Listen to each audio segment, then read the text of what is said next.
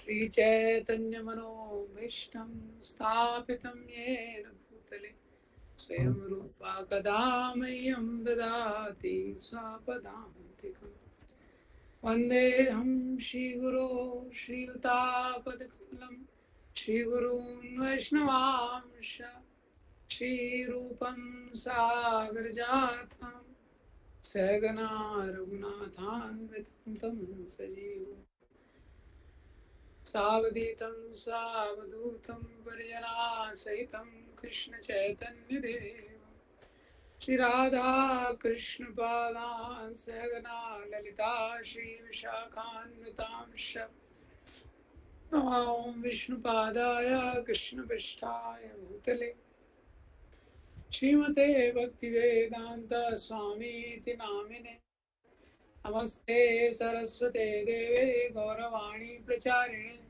निर्विशेषा शून्यवादी पाश्चात्यदेशतारिणे नमो महावदन्याय कृष्णप्रेमप्रदायते कृष्णाय कृष्णचैतन्या नामिने गौरत्विषे नमः हे कृष्णकरुणा सिन्धु दीनबन्धो जगत्पते गोपेश गोपिका कांता श्रीराधा कांता नमोस्तुते तप्त कांचन गौरांगी श्रीराधे वृंदावनेश्वरी विश्वानुसुते देवी प्रणमामि हरिप्रिये वाञ्छाकल्पतरुभ्यश्च कृपा सिन्धुभ्येव च पतितानां पावनेभ्यो वैष्णवेभ्यो नमो नमः।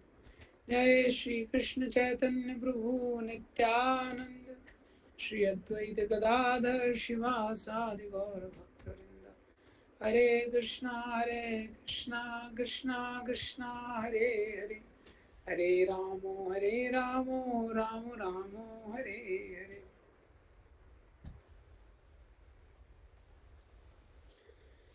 Hare Krishna. So I will continue from where we have left off in the last time. So last time from the seventh canto we were discussing these lessons from the seventh canto. So I'll just revise those lessons which we have discussed the last time, and then I'll continue from there further.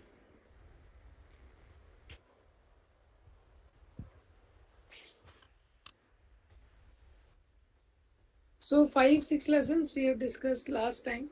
Few more we'll continue this time. So the seventh canto of Srimad Bhagavatam, it begins with the first thing is Parikshit Maharaj has got a question that is Krishna partial or impartial? And then that was explained that how Krishna is impartial, and not only is just impartial, he is very merciful personality, he is very amazing personality, he is very loving personality, like that. So Parikshit Maharaj is telling Sukadeva Goswami that you please clarify this doubt. Iti nate su mahabhaga sanshayam tu mahan jata. I have got a very great doubt that whether Krishna is partial or not partial. I have got a very great doubt. So please clarify this. So we understand this is a very important thing for the devotees to understand what is the nature of the personality with whom they want to develop a relationship, with whom, for whom they want to dedicate their life for, like that. So knowing Krishna's nature is very, very important, because when we know someone's nature, then we may get attracted to that personality. So Krishna's nature is in unparalleled nature. Nobody can be as merciful as Krishna in the entire creation. Nobody can be as loving. Nobody can be as sensitive, like that. Krishna is the source of all good qualities. But when a devotee is reading the scriptures, and when they are reading that how Krishna is reciprocating with so many of his devotees, with his associates, how he is reciprocating with Sudama, with Rukmini, with Shabri. So it melts the heart of a devotee. And you understand who can be a personality. There is nobody like Krishna in the entire creation, like that. So it is important to know that we have got such a wonderful master, and then we will accept him as a real master, not just a theoretical master. Like that. As a theory, we have accepted that Krishna is our master. But actually, there are so many other masters who are more prominent. Like that. But Krishna is the real master, and he is the only worthy person who is supposed to be the master. This is a very important thing for a devotee to learn, understand. When we hear from the pure souls and very great souls how much appreciation they have for Krishna, so it kindles in our heart the desire to somehow or the other connect with Krishna. Like that. Because when we hear from about some very great soul, then we also get a desire that I also should connect with.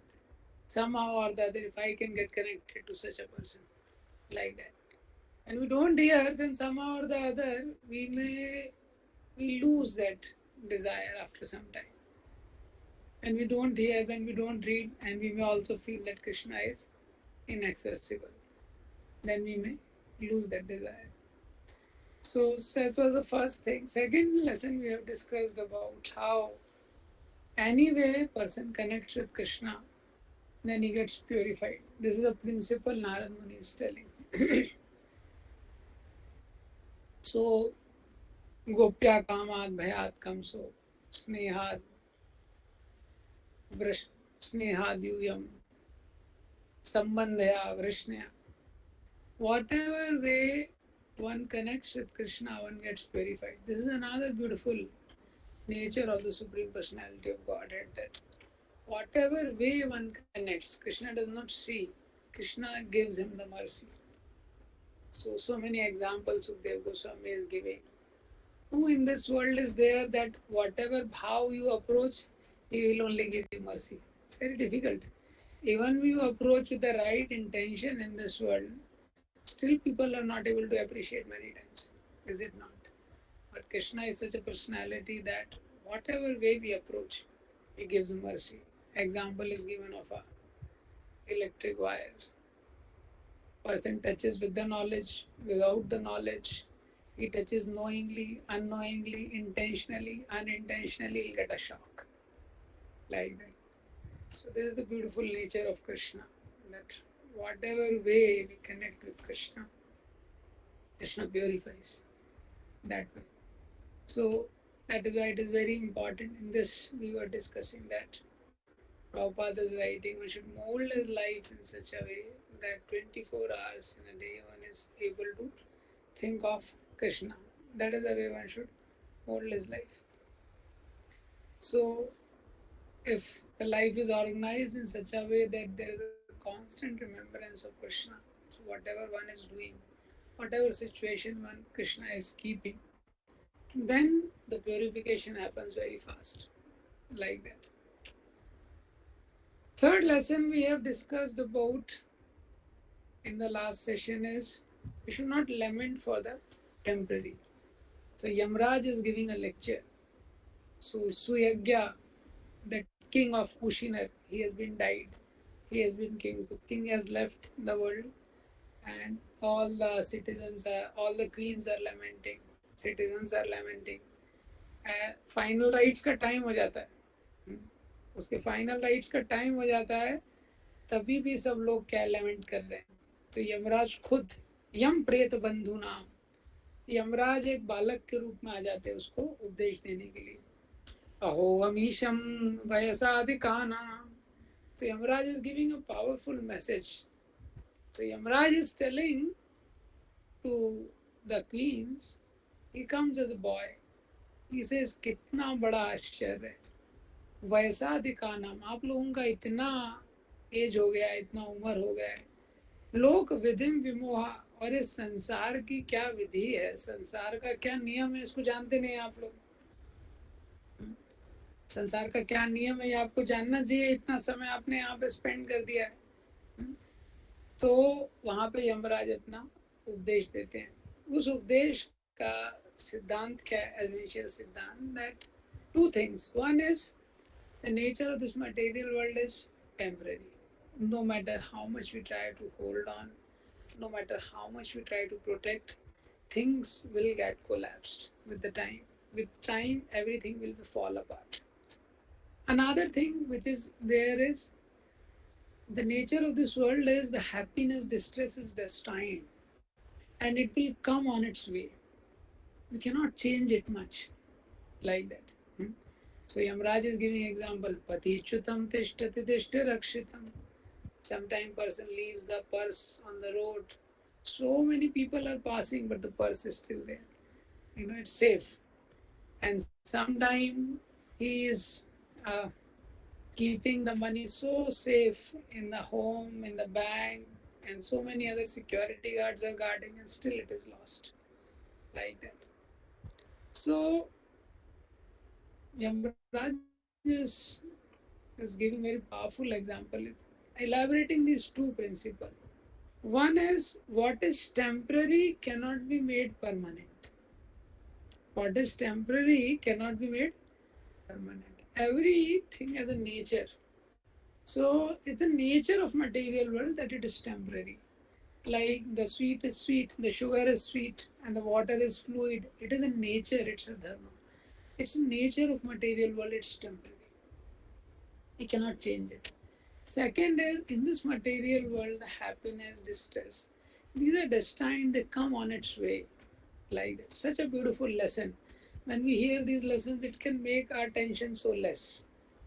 Because so many people are taking so much of tension. How will it happen and how the growth will happen? How our promotions will happen? How I will. So many things are going on in the mind. Oh, of course, one may take some practical actions for doing whatever. But despite doing all the practical action and efforts, the Shastras relieves us from so many tensions. It is destined. It is destined. देखिए हमारा जो इंतज़ाम है, हमारा जो इस संसार में हमारी जो व्यवस्था है वो बहुत वीक है, क्योंकि हम लोग बहुत छोटे प्राणी हैं, हम लोग बहुत तुच्छ है, हम लोग बहुत प्रभावशाली व्यक्ति नहीं है। अभी ब्रह्मा जी बहुत प्रभावशाली व्यक्ति है इस संसार के ऊपर। इवन इस संसार में इतने प्रभावशाली व्यक्ति हैं, उसमें भी इस संसार में भी इनसिग्निफिकेंट है हम लोग। हाँ, किसी जगह पे कोई कमिश्नर होता है, कोई इंस्पेक्टर होता है, कोई और बड़ा होता है, कोई जज होता है, इन लोगों का ज़्यादा पावर होता है। वो सीएम है, पीएम है, इन लोगों का कितना पावर रहता है। ये तो ये संसार में ये लोग हैं, इनका इतना पावर है। अब इसके ऊपर इतने सारे प्राणी हैं, सब हमसे ज़्यादा पावरफुल हैं। गंधर्व, किन्नर, विद्याधर, जनलोक, तपलोक, महरलोक। हाँ, और इतने सारे पावरफुल लोगों में सबसे ज़्यादा पावरफुल हैं ब्रह्मा जी। वो सत्यलोक में बैठे हुए हैं, 84 लाख योनियों का, देखिए 84 लाख योनियों का सृष्टि किया। कितना पावरफुल पर्सनैलिटी होगा, हम लोगों की कल्पना के परे। वो हमारे संप्रदाय के आचार्य हैं, उनका कोई माँ के द्वारा जन्म नहीं हुआ है, डायरेक्ट भगवान के द्वारा डायरेक्ट प्रकट हुए। हाँ, गर्भ में नहीं रहे ब्रह्मा जी, इतने पावरफुल पर्सनैलिटी। वो ब्रह्मा जी ने विधि का विधान लिख दिया, हर व्यक्ति का जन्म होते ही देह योगेन देहि नाम, सुख दुख सब फिक्स कर दिया। कितना इजी कर दिया एक वे में लाइफ। एक वे में लाइफ इतना इजी कर दिया है। क्यों? बिकॉज जो टेम्पररी है उसको हम बचा नहीं सकते। जिसको बहुत बचाने का कोशिश कर रहे हैं, शरीर को ही हम देखते हैं, कितना भी कोशिश करते हैं इसमें बीमारी हो जाती है, प्रॉब्लम हो जाती है, इसको टॉलरेट करना पड़ता है। ये तो कितना भी कोशिश करने के बाद बचा नहीं पाते हैं जो टेम्पररी है। तो हम अपने आप को भी नहीं बचा पाएंगे, किसी को नहीं बचा पाएंगे, नहीं, क्योंकि हमारी शक्ति में नहीं। मैंने उदाहरण लास्ट टाइम ये एग्जांपल दिया था, किसका? रावण का एग्जांपल। एक दिन युद्ध के एंड में राम जी निश्चित कर लेते, डिसाइड कर लेते कि कल रावण को मारना है, और रावण शुरू कर देता है ओम नमः शिवाय, ओम नमः शिवाय, ओम नमः शिवाय। शिव जी से प्रार्थना करता है, प्रभु आपने इतने दिन बचाया, अभी बचाइए, इस दिन के लिए मैंने आपका तपस्या किया था, आज बचाइए। और वहाँ कैलाश में जैसे जैसे रावण यहाँ तपस्या कर रहा है, शिव जी और समाधिस्थ होते जा रहे हैं, और समाधि में जाते जा रहे हैं। ऐसा लग रहा है सुन ही नहीं रहे हैं, रावण का बात नहीं सुन रहे। पार्वती जी बोलती हैं, अरे भाई आपका भक्त तपस्या कर रहा है, इसको बचाइए। तो पार्वती बोलती हैं, जिसको आपने पहले बचाया था बचाइए। शिव जी बोलते हैं, ना मैंने बचाया था ना मैं बचाऊंगा, मैंने कभी बचाया नहीं था, ना मैं किसी को बचा सकता। ये शिव जी बोलते हैं, देखिए शिव जी इतने शक्तिशाली हैं, ये वैष्णवों का दैन्यता है। यहाँ पे हम लोग इतने इनसिग्निफिकेंट है, हमको लगता है हम कंट्रोल कर लेंगे, मैनेज कर लेंगे और एंजॉय भी कर लेंगे। शिव जी बोल रहे हैं ना मैंने बचाया था ना मैं बचा सकता हूँ, और जिसने बचाया था उसी ने आज कसम खा लिया कि मारना है, तो इसको कोई नहीं बचा सकता है, इसको बोलने दो ओम नमः शिवाय। तो शिव जी जैसे वैष्णव इतने जो डेफिनेटली भगवान से एक वे में अभिन्न है, जीव तत्व नहीं है, तो हम लोग इतना इनसिग्निफिकेंट है, तो इसलिए ज़्यादा टेंशन नहीं लेना चाहिए, एंजाइटी अननेसेसरी।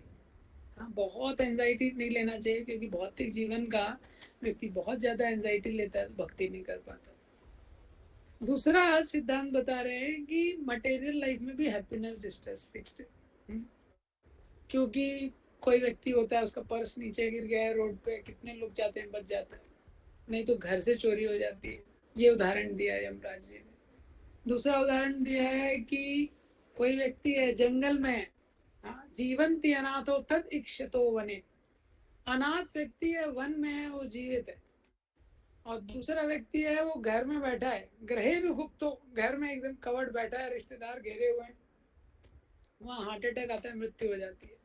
हाँ, तो इस संसार में सुख और दुख ये अपने आप आता है। तो दो चीजें बताया, पहला जो हमारे पास है हम उसको ज़्यादा बचा के बहुत ज़्यादा हम उसको हमारे नियंत्रण में नहीं है, हम एक बेसिक प्लानिंग कर सकते हैं। ये मटेरियल लाइफ के लिए बेसिक की आवश्यकता है, प्रभुपाद जी बोलते थे बेयर मिनिमम, ये शब्द यूज करते थे, बेयर मिनिमम या बेसिक नेसेसिटीज, ये प्रिंसिपल है। और दूसरा क्या है कि तो जो हम बचा नहीं सकते हैं और जो हमारे पास हम जो भोगना चाहते हैं, हमारी जो अपेक्षा है, अच्छा ज़्यादा अगर हमारे पास, if we have more money, if we have more planning, if we have more this, if we have more that, then we can enjoy more. So that is also not possible. Because that is also fixed. So only thing one will do is over endeavor, nothing else. One will do over endeavor, but money is fixed. And even if you get more money, enjoyment is fixed. So even if you get more, you will lose more also. Like that. So simple. That is why Krishna has made this life so that one can absorb in spiritual life. One should catch this point of the scriptures. Krishna has created this life in such a way so that one can absorb in spiritual life. There's no other reason, there's no other way material life is being designed. It's designed in such a way that one should practice spiritual life. After that, we have seen this lesson that Hiranyakashipu was such a powerful personality. He was a universal champion sense enjoyer, like that. तो एक rot सम्राट कृष्ण इंद्रयान प्रियान, पूरे ये पृथ्वी का नहीं ऊपर नीचे के लोग भी उसने कैप्चर कर लिए। तो इतना जो अभी इस संसार में अगर आप किसी भी बड़े व्यक्ति का ऐश्वर्य देखेंगे ना, दृष्टि का ऐसा स्वभाव है इस संसार में कि हम देखते हैं ना तो हमको भोग दिखता है, क्योंकि भोग दृष्टि। तो कहीं भी अगर 5 स्टार होटल में अगर चले गए तो बाप रे बाप कहाँ आ गए हम लोग, स्वर्ग में आगे लगता है। 5 स्टार 7 स्टार होटल में अगर कहीं चले गए, इस तरह अगर कोई बहुत रिच व्यक्ति के यहाँ चले गए, 8-10 कार्स बाहर खड़ी है, ऐसे भी लोग रहते हैं। तो मॉर्निंग में कहीं जाते हैं तो अलग कार यूज़ करते हैं, ऑफिस के लिए वो लोग अलग कार यूज़ करते हैं, पार्टीज के लिए अलग कार यूज़ करते हैं, फिर कहीं गोल्फ वगैरह वो लोग खेलते हैं तो उसके लिए मित्रों के साथ जाने के लिए अलग कार यूज़ करते हैं। फिर उनके और अलग अलग शौक रहते हैं, कहीं सफारी में जा रहे हैं, कहीं हंटिंग पे जा रहे हैं, कहीं वाइल्ड सीनरी देखने जा रहे हैं, वाइल्ड फॉरेस्ट होता है ना, कान्हा वगैरह, वहाँ सबके लिए अलग अलग यूज़ करते हैं, अलग कार। तो इस तरह संसार में किसी बड़े व्यक्ति का, अभी जैसे कहीं पे प्राइम मिनिस्टर आ रहा है, वो प्राइम मिनिस्टर को आते हुए देख लिया अगर आपने, तो दिमाग डिस्टर्ब हो जाएगा। बाप रे, इतने सिक्योरिटी गार्ड, इतने लोग आगे पीछे आगे घूम रहे हैं, इतने लोग पीछे घूम रहे हैं, इतनी सारी गाड़ियां आगे जा रही है, इतनी सारी गाड़ियां पीछे जा रही है, पता नहीं किस गाड़ी में बैठा हुआ है। इतना ऑपुलेंस, इतने सारे कैमरास, ये तो हमको लगता है ये तो अच्छा है, इसका लाइफ तो बहुत मस्त लग रहा है। इसीलिए भागवतम में हमको उदाहरण दिए हैं, क्योंकि ऐसे हम लोग कई जन्मों से, हो सकता है हम लोग भी रहे हों, ऐसा कई जन्म जीवात्मा ने व्यतीत कर दिया है। और हिरण्यकशिपु जितना चैंपियन कोई हुआ नहीं। तो महाराज बोलते हैं यूनिवर्सल चैंपियन सेंसिंग जो है, हाँ, ऊपर के लोग, नीचे के लोग, पृथ्वी के लोग, सब उसके हाथ में थे। और जितने इंद्र थे, विद्याधर, किन्नर, नाग, सब के सब उसकी सेवा में लगे हुए थे। ना उपजोशे, क्योंकि उसकी ना तृप्येत अजितेंद्रिय, क्योंकि वो इंद्रिय संयम नहीं था। Because Hiranyakashipu was not sense controlled, he was not satisfied. So Shastras are giving a very important principle. We will not satisfied with increase. Abundance does not satisfy the person. What satisfies the person is a disciplined life, sense control, focused on service. Like that. A person living in a hut also can be satisfied if he is serving the Lord with whatever we have. So I have discussed this principle last time, the simplicity. Huh? What we are doing with what we have is an important thought. We think if we have more, we can do more, like that. But are we doing sufficiently with what we have? What we are doing with what we have. So ये शास्त्र के सिद्धांत हैं, ये कभी बदलेंगे नहीं। हम लोग इसका पालन नहीं करें तो हमारे ऊपर। जो जो भी व्यक्ति इसका लेकिन पालन करेगा, उसका शास्त्र पे विश्वास दृढ़ होगा। Anybody wants to apply. The Shastras are telling, you cannot improve much of your material life. You cannot protect also much of what you have, like that. Yes, but you have an opportunity. You can endeavor for spiritual life. That is the principle. So Prahlad Maharaj, as last time we have seen this principle, Prahlad Maharaj is telling, Kaumaracharet pragyo dharman bhagavatanya. And from the age of 5, one should endeavor for spiritual life. From the age of 5. So principle is don't delay. One should not delay. That is one principle. Second is don't be complacent. Don't think that I will settle things. ये चीज़ों को, भौतिक जीवन को एक बार थोड़ा संतुष्ट हो जाए, एक बार ये हो जाए, वो हो जाए, तब हम भक्ति करेंगे। ऐसा व्यक्ति कभी भक्ति नहीं कर पाएगा, कभी भक्ति नहीं कर पाएगा। हम लोग देख सकते हैं, अपने परिवार में देख सकते हैं, अपने माता पिता की स्थिति को देख सकते हैं, और अगर दादा दादी जीवित है तो उनकी स्थिति को देख सकते हैं। जिसने 5 साल में भक्ति नहीं किया है, वो 50 साल में भी नहीं कर पाएगा। तो हम लोग ऑलरेडी लेट हैं, सब लोग ऑलरेडी क्या है, बहुत लेट है। ये प्रहलाद महाराज हमको बता रहे हैं कि कोई भी बुद्धिमान मनुष्य है, उसको केवल यहीं पे एंडेवर डालना चाहिए। There is a main place to put focus endeavor on. And this is not exaggeration. This is not exaggeration. This is not extreme thing. There is a principle being spoken. Like that. There is a principle being spoken.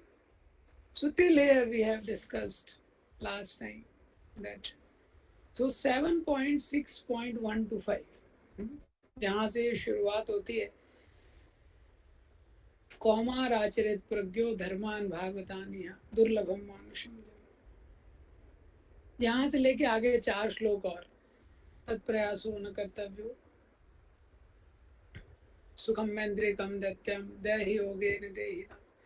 Prahlad महाराज बता रहे हैं power of time factor, बता रहे हैं संसार में समय को कैसे यूटिलाइज करना चाहिए। शुरू के 10 श्लोक कैसे इस संसार में व्यक्ति टाइम स्पेंड कर देता है। तो प्रश्न उठता है यहाँ पे, संसार में स्वभाव ऐसा है कि व्यक्ति को लगता है कि अभी तो बहुत टाइम है मेरे पास, इतना जल्दी मुझे कुछ भी चीज करने की जरूरत क्या है, तो बहुत टाइम है। तो is it a long life और it is short life. Prabhupada ji अपने तात्पर्य में लिखते हैं, ब्रह्मा जी का जीवन है, मनु का जीवन है, कितना कितना लाखों लाखों वर्ष का इन लोगों का जीवन है।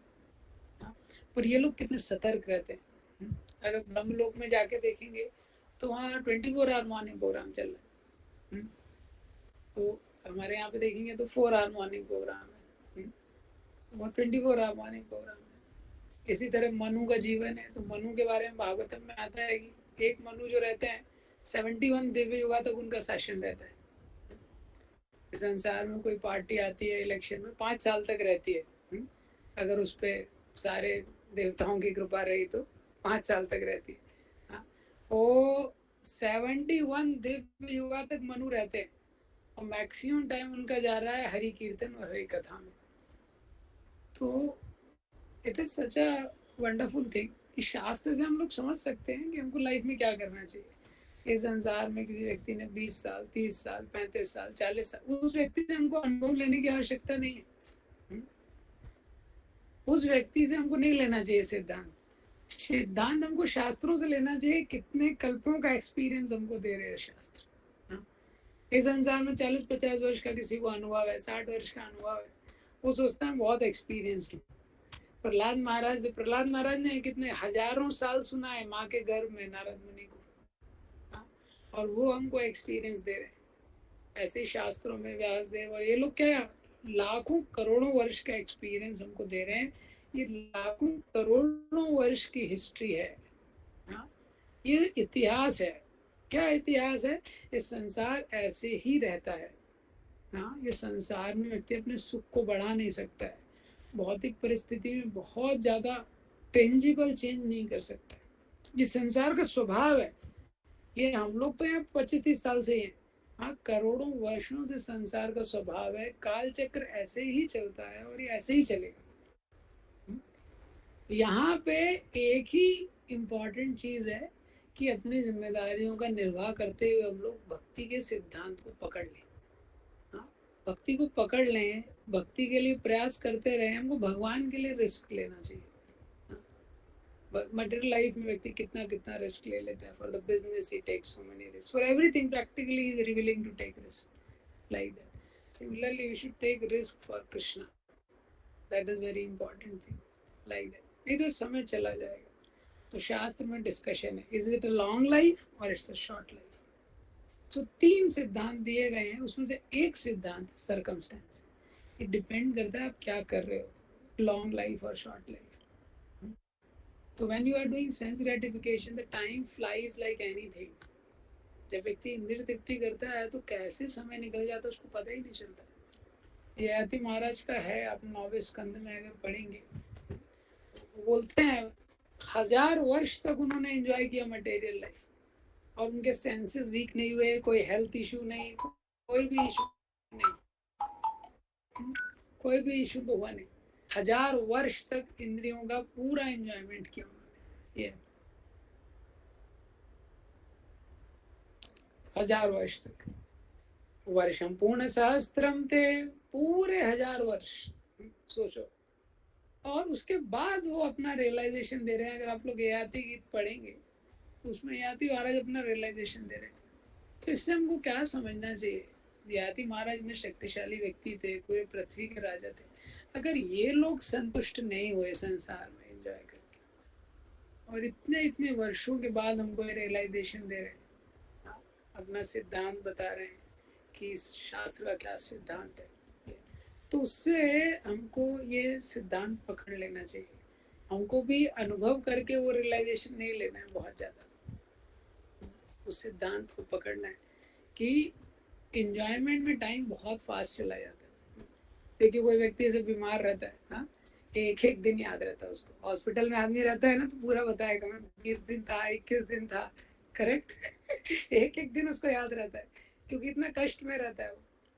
और वही व्यक्ति, जैसे कोई व्यक्ति खेलने जाता है, जो यंग स्टूडेंट्स रहते हैं खेलते हैं क्रिकेट, टाइम पता चलता है? नहीं पता चलता है। लेकिन जब वो क्लास में बैठते हैं और क्लास में बैठे हैं और 5 मिनट लेट एक्सटेंड कर दिया टीचर ने, तो टाइम कैसे पता चलता है उनको? ऐसा लगता है घड़ी रुक गई है। So time also is affected, how one is utilising the time, how the time flows, it depends on what one is doing like. Time factor का सही उपयोग बहुत इम्पोर्टेंट है। Very important that we utilise time for service of the Lord. नहीं तो long life short life सब बर्बाद हो जाएगा। पहले तो लॉन्ग लाइफ है नहीं कलयुग में, जो शॉर्ट लाइफ है वो और शॉर्ट हो जाएगा if we try to just enjoy like that. So this is now Okay, I may not be able to display. You can see in your. I'll read the translation. 7:7:39. Huh? So you all got it. You all can see the verse. One's riches, beautiful wife and female friends, one's sons and daughters, one's residence, one's domestic animal like cows, elephants, horses, one's treasury, economic development, and sense gratification. Indeed, even the lifetime in which one can enjoy all these material opulences are certainly temporary and flickering, since the opportunity of human life is temporary. What benefit can these material opulences give to a sensible man who has understood himself to be eternal? राया कलत्रं पशवासुतादयो ग्रहामही कुञ्जरकोशभूतया सर्वैर्तकामा क्षणमङ्गरायुषा कुर्वन्ति मर्तस्य कियत्प्रियं चला. Now 42, 43, 44 you can read on your own like that. कितना list Prahlad महाराज ने डाल दिया है, कोई छोड़ा ही नहीं है. बहुत सारे लोगों ने बोला है, लेकिन प्रहलाद महाराज फिर भी काफी स्पेशल है. प्रहलाद महाराज ने बहुत लंबा लिस्ट दिया है हर चीज का. प्रहलाद महाराज बता रहे हैं व्यक्ति का जो रिचेस है, ब्यूटीफुल वाइफ है, फीमेल फ्रेंड्स हैं, सन्स हैं, डॉटर्स हैं, रेसिडेंस है, घर है, डोमेस्टिक एनिमल मतलब उसके गाड़ी वगैरह जो है, 2 व्हीलर है, 4 व्हीलर है, हाँ, ट्रेजरी, बैंक बैलेंस है, कौन कौन सी जगह पे उसने लक्ष्मी इन्वेस्ट किया, इकोनॉमिक डेवलपमेंट है. अरे लाइफ ही टेम्पररी है. प्रहलाद महाराज बोल रहे हैं Indeed even one's life it's all temporary like that. So Prahlad Maharaj is telling this principle that we are looking for happiness in a wrong place. We are looking for happiness in a wrong place. This is not a place where eternal happiness is there. We have to, so we need a lot of mercy, and we have to really pray to the Lord so that Krishna may give us the faith on this. Krishna may give us the conviction on this principle. There is no happiness here. तो भक्ति रसामृत सिंधु में बताया गया संसार में जो सुख है उसके लिए 2 विशेषण यूज किए गए हैं. क्या ये कैसा सुख है? चपल सुख है. चपल और भोग त्याग, ये 2 शब्द यूज किए गए. चपल मतलब फ्लिकरिंग है. ये फ्लिकरिंग है. व्यक्ति चाहता है कुछ भी चीज एंजॉय करना चाहता है वो, लेकिन उसको एक इत्मीनान से एंजॉय करना चाहता है, सम्यक रूप से उसका भोग करना चाहता है. लेकिन संसार का स्वभाव ऐसा है कि जब तक वो भोग करना शुरू करता है तब तक खत्म हो जाता है. या तो प्रोडक्ट खत्म हो जाता है या उसकी कैपेसिटी खत्म हो जाती है. हाँ, और 2 गुलाब जामुन खाता है तो वही खत्म हो जाता है या गुलाब जामुन खत्म हो जाता है. ये तो थोड़े टाइम बाद डायबिटीज हो जाती है तो फिर उसको देखता है कि वो देखने से उसको कष्ट होता है. वो पिछले पूर्व एक्सपीरियंस याद आते हैं उसको. फ्लिकरिंग है. इस संसार में शाश्वत सुख की स्थिति नहीं है. शाश्वत रूप से जो सुख है वो संसार में नहीं है. रूप गोस्वामी एक्सप्लेन करते हैं. दूसरा क्या है? भोग त्याग है. भोग त्याग मतलब व्यक्ति भोगता है, कोई भी चीज एंजॉय करता है, जब एंजॉय करने लगता है उसको समझ में आता है अरे यहाँ एंजॉयमेंट नहीं है, यहाँ तो दुख है. ये इसको मैं एंजॉय करने का सोच रहा था, यहाँ तो कष्ट है. जो मैंने जैसे आपको गुलाब जामुन का एग्जाम्पल, सिंपल एग्जाम्पल है. संसार की सारी चीजों पे ये जो उदाहरण है ये लागू होता है. किसी भी चीज को व्यक्ति एंजॉय करने का सोचता है तो उसका प्लानिंग है भोग करने का, लेकिन अंत में उसको उससे दुख प्राप्त होता है. तो बहुत भोग कर लेता है, सोचता है एंजॉय करूंगा एंजॉय करूंगा एंजॉय करूंगा. तो व्यक्ति खाने को बहुत एंजॉय करना चाहते हैं. देखो खाने से कितना प्रॉब्लम हो जाता है लोगों को. फिर डॉक्टर के पास जाना पड़ता है. कुछ लोग ओबेस हो जाते हैं. हाँ, बहुत ओबेस हो जाते हैं तो फिर डॉक्टर के पास जाते हैं. क्यों? दिन भर खाते रहते हैं. अब फिर डॉक्टर सारी चीजें कट करना शुरू कर देता है. तो त्याग, भोग और त्याग, तो ऐसे उनका जीवन चलता है.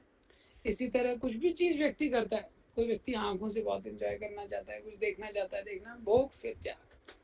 सारे एंजॉयमेंट के प्रिंसिपल पे आप उसको लगा सकते हैं. शाश्वत भोग करने का ना जीव के अंदर कैपेसिटी है, ना इस संसार के भोगों का ऐसा स्वभाव. किसी भी चीज को हम भोग सकते हैं, हमेशा नहीं भोग सकते. इसलिए ये बोला गया है कि For sense gratification, this life is not there. Animals can do it better, like that. वो जानवरों को जो नहीं उसके लिए बेटर है ये, and they know how to do it, we don't know how to do it properly. तो एनिमल्स का लाइफ है ना, जॉब करते हैं ना कुछ करते हैं, आराम से इंद्रिय भोग कर रहे हैं, वो लोग एंजॉय कर रहे हैं, कोई इश्यू नहीं, कोई टेंशन नहीं. हाँ, तो उनका फैमिली भी चल रहा है, खाना पीना भी चल रहा है, सोना भी चल रहा है, सब कुछ चल रहा है. कितना एंजॉयमेंट का लाइफ है, कोई टेंशन नहीं है, कोई जॉब नहीं है, कोई बॉस नहीं है. बिकॉज दे वो भोग योनि है, बना है उसके लिए. मनुष्य शरीर उसके लिए नहीं बना है, इसलिए हम लोग वो हम दूसरे का काम करने लगते हैं, हम टेंशन में आ जाते हैं, क्योंकि शरीर उसके लिए बना नहीं. तीसरा सिद्धांत क्या है, जब जीव इस संसार में सुख का अन्वेषण करता है, यही संस्पर्श जाप होगा. दुख योनि, जो उसको दुख मिल रहा है वो इसीलिए मिल रहा है.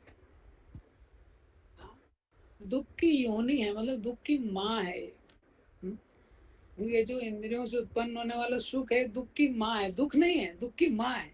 हाँ, तो दुख की माँ है मतलब और बच्चे उत्पन्न करेगी. हाँ, माँ से बच्चे उत्पन्न होते हैं. हाँ, और दुखों को उत्पन्न करता है. हाँ, इस संसार में जो इंद्रियों से उत्पन्न होने वाला सुख है वो दुख नहीं है, दुख की माँ है. दुख योने वे आदि अंतवंत कौनते, वो शुरू होते ही तो खत्म हो जाता है. व्यक्ति एंजॉय करना चाहता है, वो आंखों से किसी भी इंद्रिय से वो एंजॉय करना शुरू करता है तब तक खत्म हो जाता है एंजॉयमेंट. आदि अंतवंत कौनते, इसमें एंजॉयमेंट है ही नहीं. आदि होते ही उसका अंत हो रहा है, तो कैसा एंजॉयमेंट है. बुधा, इसीलिए बुद्धिमान व्यक्ति को इसमें रमण नहीं करना चाहिए संसार के एंजॉयमेंट में. ये प्रिंसिपल बताया गया. तो these are the things told that we should not try to enjoy here. It does not mean that we should remain miserable here. All these principles which Prahlad Maharaj is telling, the main essence of many of these principles is focus energy. Focus your energy for serving the Lord. That is the main principle. If we don't focus our energy in serving the Lord, then it will be all useless. It's very important that we focus our energy on serving the Lord. क्योंकि क्या है, focus एक जगह हो सकता है. When person is doing many things, he is doing many things improperly, right? When he is doing properly, he is only doing one thing properly. That is the principle. And as soon as he starts doing many things, he is doing many things, but he is doing many things improperly. So these things are told so that we focus on the right place. मनुष्य जीवन मिलने के बाद भी अगर हम यहाँ पे फोकस नहीं करेंगे, क्योंकि इतना छोटा सा लाइफ है, लाइफ पता नहीं कब तक रहेगा, हमको पता नहीं है. तो इस छोटे से लाइफ में अगर हमने इंद्रिय तृप्ति या गलत उद्देश्य बना लिया, तो भक्तों के संग में आने के बाद भी हम भक्ति के जो प्रोसेस है उसका लाभ नहीं उठा पाएंगे. So that is why this principle is being told. We have seen that Prahlad Maharaj telling, Hiranyakashipu से प्रहलाद महाराज से जब पूछते हैं भगवान में मति कैसे लगती, तो हिरण्यकशिपु को प्रहलाद महाराज बोलते हैं मतिर्न कृष्णा पर तस्वतो वा मिथो विपादेत ग्रह व्रता. जिसने संसार में कसम खा ली है कि मुझे एंजॉय करना है, वो कोई उसकी मति नहीं लगा सकता है भगवान में. वो खुद नहीं लगा सकता है, पर तो स्वतोवा, खुद नहीं लगा सकता है, पर तो वो कोई दूसरा आ जाए जबरदस्ती उसको ब्रेन वॉश करना चाहे तभी भी नहीं उसकी मति लगेगी. और ज्वाइंट एंडेवर से दो लोग भोग कर रहे हैं, हाँ, दो लोग भोग कर रहे हैं और भक्ति की चर्चा कर रहे हैं, नहीं लगेगा मति. हाँ, तो भोग की इच्छा को छोड़ना पड़ेगा, या एटलीस्ट उसको हमको रेगुलेट करना पड़ेगा, कम करना पड़ेगा. सिद्धांत हमको एक्सेप्ट करना चाहिए. संसार में 3 प्रकार की इच्छा, भोग इच्छा, त्याग इच्छा, सेवा इच्छा. तो भोगी है वो भोग करना चाहता है, त्यागी है वो त्याग करना चाहता है, लेकिन भक्ति का मार्ग सेवा का है. हाँ, तो भोग की इच्छा कैसे कम होगी, ये पॉइंट है. क्योंकि वो तो नेचुरली हम सबके अंदर है, तभी तो हमें संसार में हमको शरीर मिला है. शरीर क्यों मिला है? शरीर तो इसलिए मिला है क्योंकि हम लोग एंजॉय करना चाहते हैं, इसलिए हमको शरीर मिला है. हाँ, और एंजॉय करना चाहते हैं और दुख मिलता है शरीर के द्वारा, तो वो तो है. अब ये डिजायर को कम करने के लिए, इसीलिए सेवा के भाव को बहुत दृढ़ता से पकड़ना चाहिए. जो सेवा का भाव है, गुरु कृष्ण के प्रति सेवा का भाव है, उसमें बहुत एनर्जी डालना चाहिए। हाँ, वो एनर्जी हम डालेंगे, अपने आप धीरे धीरे ये डिजायर भी कम होगा। तो मटेरियल जो डिजायर है, इसमें नियम का पालन करना बहुत इम्पोर्टेंट है, विधि का जो पालन है।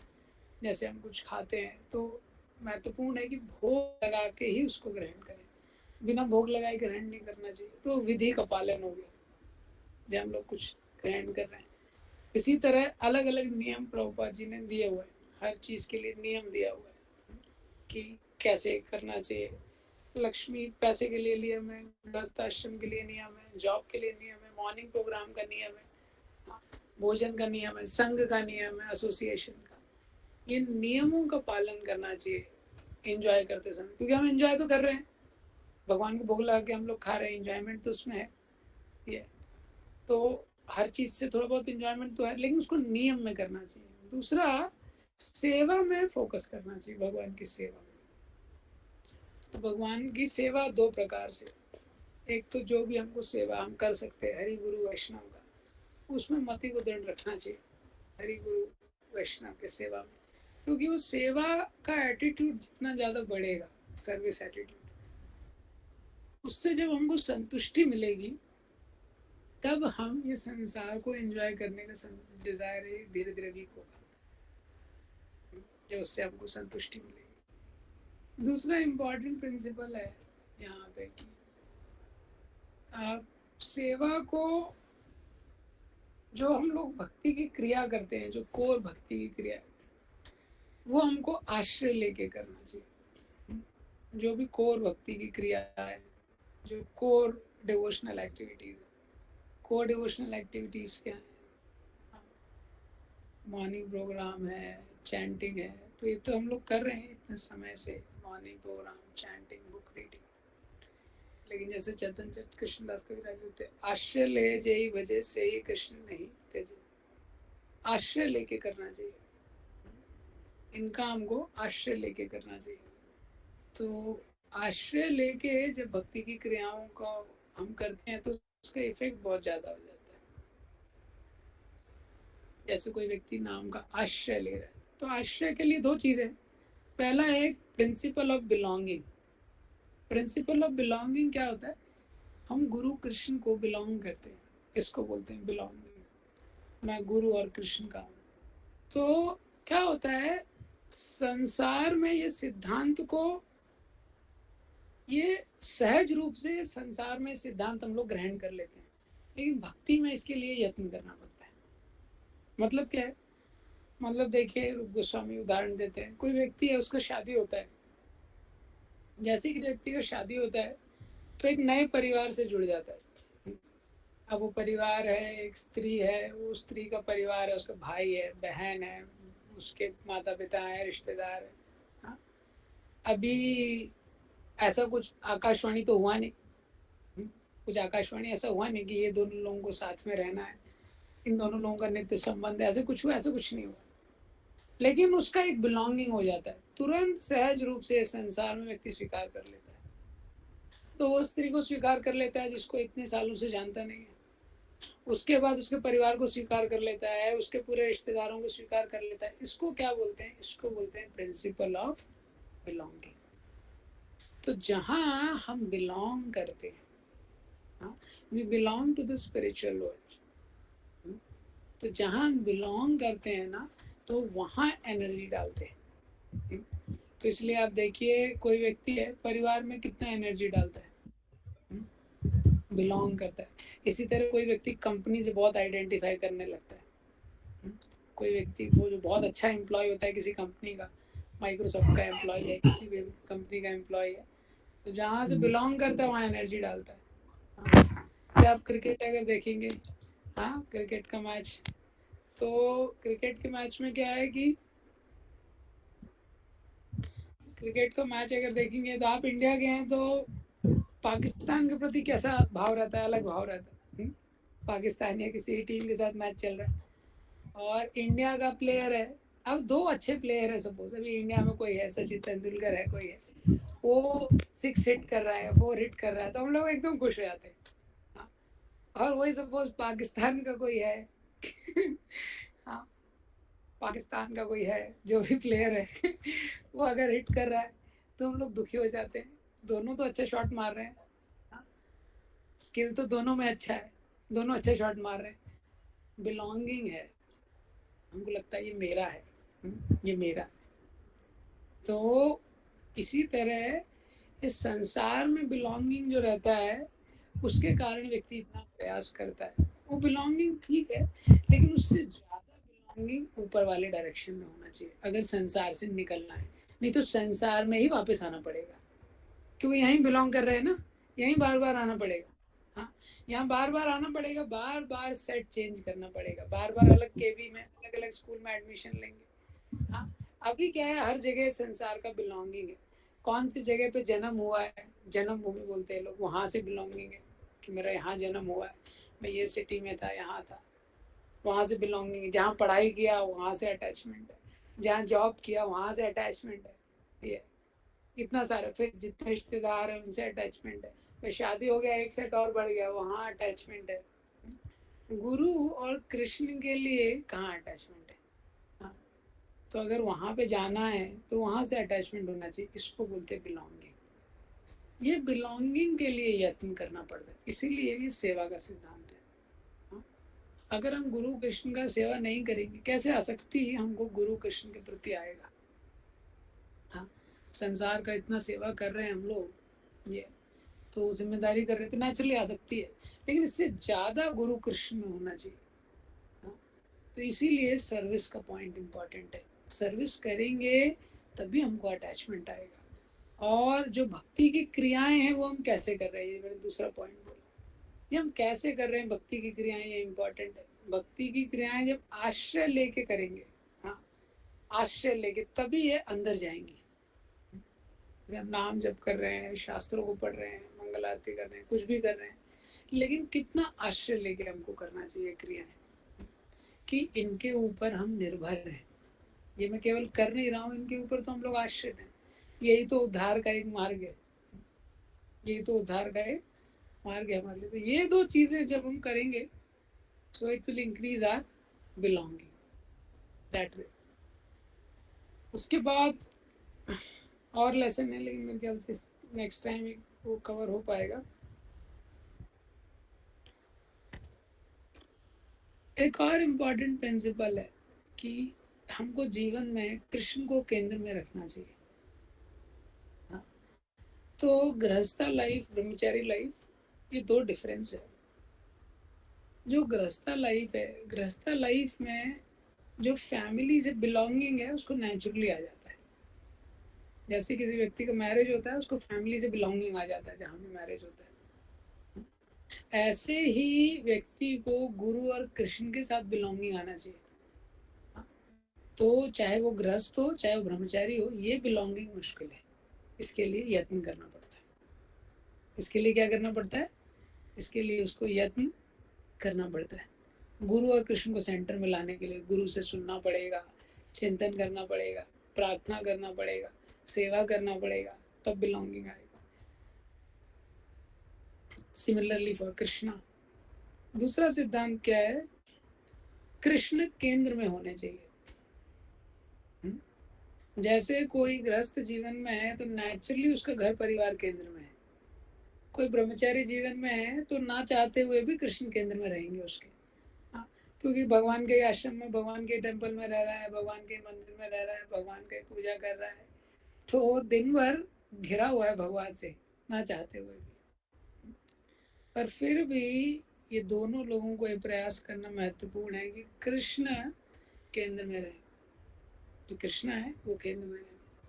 बहुत सुंदर दो लेक्चर है आप लोगों के लिए, होमवर्क है, आप लोग सुन सकते हैं उसको। पहला, प्रभुपाद जी ने एक लेक्चर दिया है 764 पे, हाउ टू वेस्ट लाइफ। यहाँ ये लेक्चर का नाम है, हाउ टू वेस्ट लाइफ। और एक लेक्चर राधानाथ महाराज ने दिया है, मिजरी इज फॉर एवरी। हाँ, तो वो राधानाथ महाराज लेक्चर बहुत सुंदर लेक्चर है। महाराज बताते हैं इस संसार में सुख को बढ़ा नहीं सकते हम, दुख को कम नहीं कर सकते, इसलिए भक्ति के लिए प्रयास करना चाहिए। जब सुख बढ़ा नहीं सकते हैं, दुख कम नहीं कर सकते हैं, तो फिर क्यों हम लोग क्यों भक्ति के लिए प्रयास नहीं करते, ये पॉइंट। तो उस लेक्चर में महाराज बताते हैं misery is for everyone. Even if you surrender to Krishna, there are miseries on external level. And he gives the example: Pandavas have miseries, Kunti has miseries, Draupadi has miseries, Subhadra has miseries, Uttara has miseries, Prahlad Maharaj has miseries. Is it not like that? So that is why we cannot increase the happiness, we cannot reduce the misery, but we can do bhakti. And Krishna can do anything. He can increase the happiness, he can reduce the misery, he can do anything. Like this is a principle which one should catch, which the Shastras are telling. We should catch that focus should be on the right place. If we change the focus, we have to lament very much in the life. As the years pass by, we have to lament. Yayati Maharaj, after 1,000 years of enjoyment, he realized, and then he took to bhakti very seriously, very seriously. Yayati Maharaj ने 1000 साल भोग करने के बाद ययाति गीत लिखा है, उसका तुरंत जंगल चले गए, कोई डिस्कशन नहीं किए किसी से, तुरंत जंगल चले गए।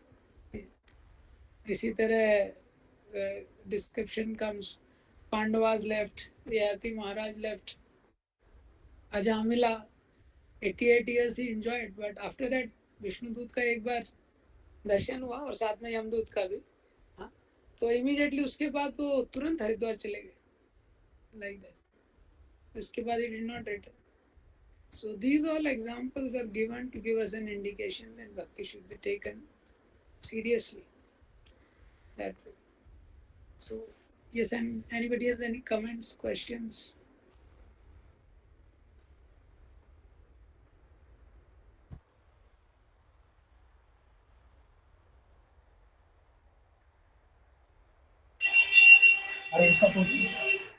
Yes, Pravesh Prabhu.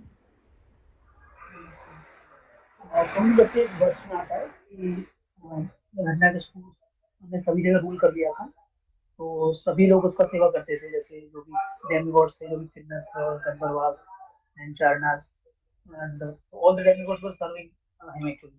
एंड उसमें ये भी मेंशन है कि लॉर्ड विष्णु भी उसको सेवा करते थे। कौन? लॉर्ड विष्णु, विष्णु भगवान। हाँ, वो क्या करते थे? He was also serving him. अच्छा, बोलो, कंप्लीट करो क्वेश्चन। हाँ, तो प्रभु जी उसमें मतलब मेरे को डाउट आ रहा था। Not serving. नहीं, उसमें लिख रहा है कि मतलब उनके जो भी उनको प्लेजर देने के लिए जो भी बेसिक नेसेसिटीज थी उनको फुलफिल करने में हेल्प करते थे। बिलो ब्रह्मलोक,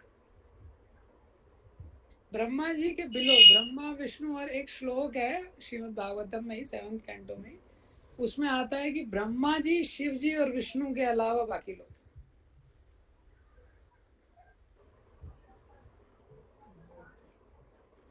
विष्णु दूत का एक प्रेयर आता है प्रोजी की, after your departure, after your killing Hiranyakashipu, we are you are very merciful that you have killed. Vishnudutas pray करते हैं, लेकिन वो सेवा का नहीं आता उनका कहीं पे। जो सारी डेमिगॉड्स की प्रेयर, दूतास का भी प्रेयर आता है एक, कि ये जय विजय थे, आपने इनको मार के अच्छा किया, ऐसा करके, लेकिन उसमें ये डिस्क्रिप्शन नहीं आता कि वो सेवा करते थे उनकी। है प्रो 7.4.9 से 12 वाले ट्रांसलेट दिया है। Okay, which one? 7.4.9 to 12 वाला translate. 7.4.9 to 12। Three principal demigods, Lord Brahma, Lord Shiva, and Lord Vishnu, personally worshipped him. 7.4.9 प्रोजी, 9 से 12। 7.4.9 to 12 बोल रहे हो क्या? यस प्रोजी। कहाँ पे लिखा है इसमें? तो इसमें लिखा हुआ है कि nonetheless because he had powerfully executed great austerities in mystic yoga, although he was abominable, all yes, but the three principles। हाँ, तो वो ना बट लिखा है, वो बट मतलब वो तीनों नहीं है। गॉट द पॉइंट ना? हाँ जरूर। कौन सा श्लोक है प्रोजी? I don't know which one they are telling. अक्षित कौन सा श्लोक है? I am telling. हाँ? 7.4.9। No proof in our clear is. ठीक है। It's clear ना? Actually, what it is written that apart from these three,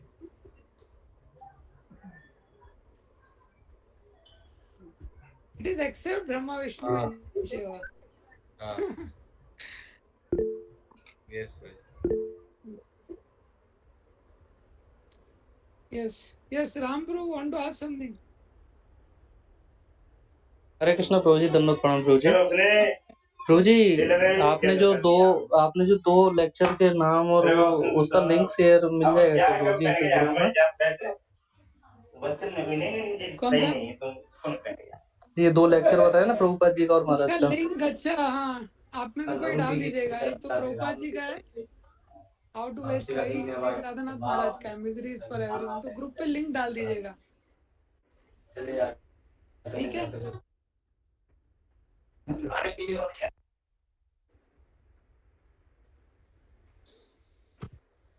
Okay, so we will continue. I think next time we will continue further.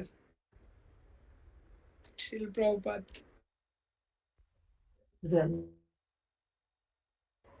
कौन सा श्लोक है? शिवपुरुष में तो दिखाई नहीं रहा, 7.4.9 में तो कुछ दिखाई नहीं रहा। आप बोलिए, म्यूट हटा के बोलिए। 749 में ना एक्चुअली उसमें पढ़ा नहीं था प्रॉपरली, उसमें बट लिखा हुआ मतलब इन तीनों को छोड़कर 7.4 और 749 में तो विष्णु की बात ही नहीं आ रही ब्रो जी कहीं। सही देख रहे हैं आप? 7.4.13 होगा। अच्छा 13 9 to 12 वाले में शायद था, इन्होंने भेजा था। 9 to 12 वाले में नहीं है। Nonetheless, because he had powerfully executed their domestic, but all but the three principal demigods personally worshipped him. But the three. Mathematical नहीं, ग्रामेटिकली थोड़ा डिफरेंस।